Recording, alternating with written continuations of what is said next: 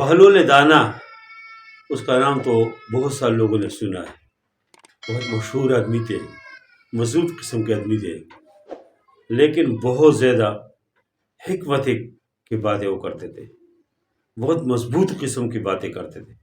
لوگ کو سمجھانے کے لیے مختلف قسم کی مثالیں وہ دیتے تھے۔ ایک دن وہ بازار میں جا رہے تھے، خفا تھے، لوگوں نے اس سے کہا کیوں خفا ہے، کیا کر رہے بازار میں؟ اس نے کہا جی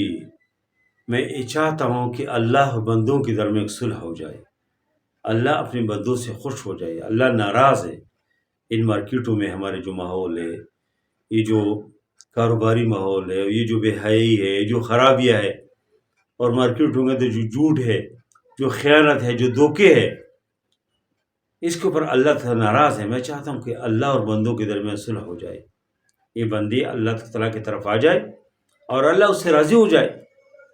تو اس آدمی نے پوچھا کہ پھر کون نہیں مانتے؟ یہ تو اچھی بات ہے اللہ اور بندوں کے درمیان صلح ہو، لیکن کون نہیں مانتے؟ اس نے کہا کہ اللہ تعالیٰ تو معاف کرتے ہیں، اللہ تو رحمان ہے، اللہ تو رحیم ہے، اللہ تو چاہتے ہیں کہ لوگ معافی مانگے، اللہ اس کو معاف کرے، لیکن لوگ اس کے لیے تیار نہیں ہے۔ لوگ اپنی کمزوریوں کی معافی نہیں مانگتے، لوگ اپنی غلطیوں کو تسلیم نہیں کرتے، لوگ اللہ کو خوش کرنے کی کوشش نہیں کرتے، لوگ شیطان کو لعنت نہیں بھیجتے،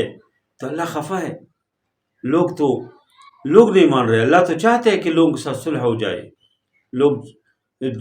لوگوں سے اللہ راضی ہو جائے۔ تو اس کے بعد پھر ایک دن وہی آدمی جو ہے قبرستان میں جا رہے تھے، تو کس نے پوچھا ادھر کیا کر رہے ہیں؟ کہا میں چاہتا ہوں کہ اللہ ان مردوں کے درمیان، جو قبروں کے درمیان، جو قبروں میں لوگ ہیں، ان انسان و اللہ کے درمیان صلح ہو جائے۔ پوچھا ابھی کون نہیں مانتے؟ کہا ابھی تو اللہ تبارک تعالیٰ نہیں مان رہے، اس لیے کہ اللہ نے مردوں کو دنیا میں مہلت دی، ایک موقع دیا تھا، اور انہوں نے اللہ کی بات نہیں مانی، اللہ کی شریعت اور دین کے مطابق زندگی نہیں گزاری، تو اللہ ان سے ناراض ہے۔ دنیا جو ہے دار العمل ہے، ابھی تو یہ اس جگہ میں گئے، عالم برزخ میں، عالم آگے عالم حساب میں جائیں گے، تو حساب ہے۔ تو دنیا کے اندر اس نے کوئی خیر کام نہیں کیا، اللہ کو راضی نہیں کیا۔ بظاہر تو یہ ایک مذہوب قسم کے آدمی کی بات ہے، لیکن بہت پکے کی بات ہے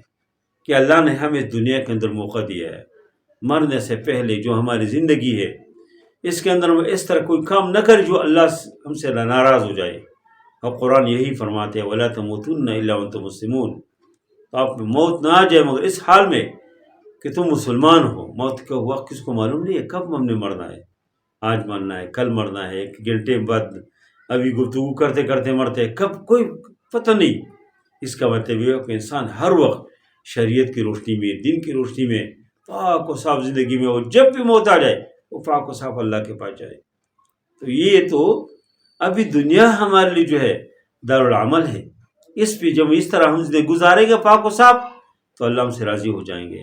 اللہ و بندوں کے درمیان گویا کہ صلح ہے، اللہ خوش ہے بندوں سے، تو پھر اللہ کی نعمت ہے، اللہ کی رحمت، اس کو کوئی حدود نہیں ہے، کوئی حد نہیں ہے۔ لیکن جب انسان مر جائے، آنکھیں بند ہو جائے، آخرت کی زندگی شروع ہو جاتے، غرغرے کی حالت شروع ہو جاتے، پھر تو توبہ قبول نہیں ہوتے، پھر تو موت آ جائے، موت کے وقت ہی انسان کو آخرت کے تمام مراحل کے سامنے جاتے، نیک ہے تو جنت ہے اور نعمت ہے اور مزے، اگر اللہ نہ کرے کوئی برا ہے تو وہی وہ خراب منظر جہنم اور وہ سختی سارے سامنے جاتے۔ پھر قبر کے اندر جب جاتے تو ادھر سے خیر و شر کے فیصلے شروع ہو جاتے، جب فرشتے سوالات پوچھیں من ربک کا، اور وما من نبیوں کا، وما دینوں کا، ادھر مسلمان و مومن صحیح جوابات دیں گے، اس کے لیے فرشتے جنت کی طرف سے کھڑکیاں کھولیں گے اور جنت کے نعمتیں قبر کے اندر شروع ہو جاتے ہیں، اور کوئی برا ہے، خراب ہے، تو جہنم کی طرف سے اس کے لیے وہ سارے مراحل حدیث میں اس کا تذکرہ ہے کہ کس طرح فرشتے اس کو مارتے ہیں، کس طرح اس کے اوپر سام مسلط ہو جاتے،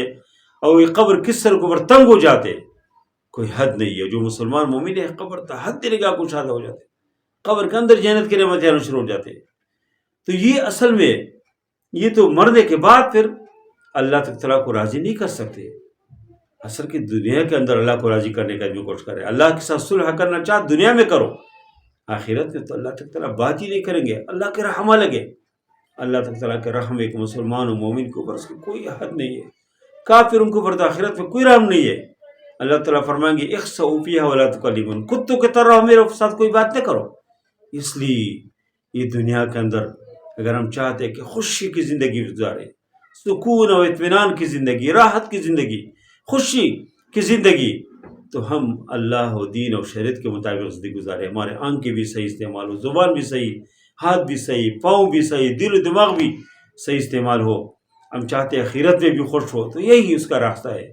اگر ہم نے ان اعضاء کو، ان چیزوں کو صحیح استعمال نہیں کیا، ہم نے ابھی اللہ سے صلح نہیں کیا، تو آخرت کے لیے بہت زیادہ مشکل مراحل ہے۔ اللہ تعالیٰ اس پاک و صاف و خوبصورت زندگی اللہ میں شریعت کے مطابق اللہ میں زندگی نصیب فرمائے، اور ایسے زندگی ہوتا کہ ہم مرنے کے بعد جب ہمیں موت آ جائے فرشتے ہمارے استقبال کریں، قبر تا حد دینے کا ہم سب کے لیے کشادہ ہو، قبر کے اندر اللہ جنت کی نعمتیں ہمیں نصیب فرمائے، اور قبر سے آگے پھر جنت تک جتنے مراحل ہیں ان تمام مراحل میں اللہ تعالیٰ کی مدد ہمارے شامل حال ہو، اللہ کی خصوصی توفیق ہو، اللہ تعالیٰ کی خصوصی رحم ہو ہمارے ساتھ، اور جنت میں پھر انبیاء، شہداء و صالحین، اور کہ قرآن فرمائے اولئک الذین انعم اللہ علیہم من النبیین والصدیقین والشہداء والصالحین وحسن اولئک رفیقا،